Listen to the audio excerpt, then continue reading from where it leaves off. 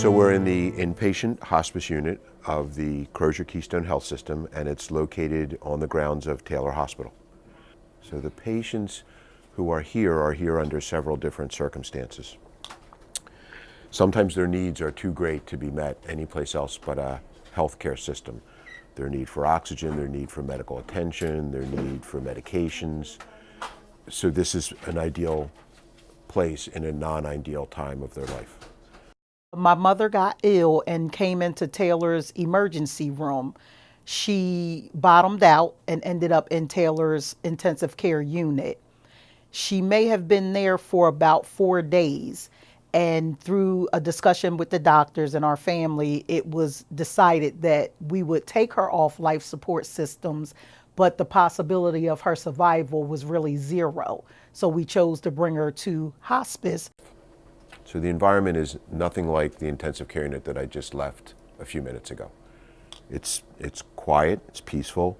The focus is not only on the patient, but also on their family if necessary. And they really focus on the patient's needs. If they're in pain, they get pain medicine. If they're anxious, they get medicine for their anxiety. If they want someone to talk to, there's someone there for them. They're not alone. This particular location is set up like a home for families who have members in hospice, and they're allowed to relax here, eat here, bathe here. It allowed you to decompress, so you could come in here and watch TV, or you could read and, just kind of take your mind off things and go back to it.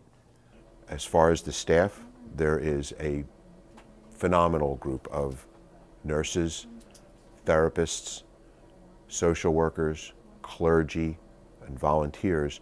And they wouldn't be here if they really didn't feel that this is the best use of their skills, and it shows.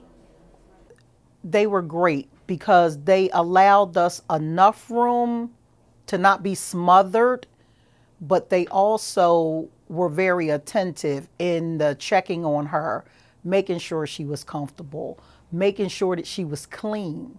And then even when my mother actually passed away, they stepped away and gave us that time.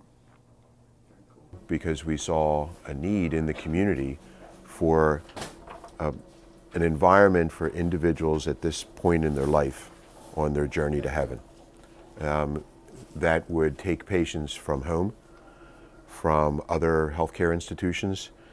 In the case of where we are today, from some patients right from our hospital, including our intensive care unit, who need comfort and dignity in the last chapter of their life.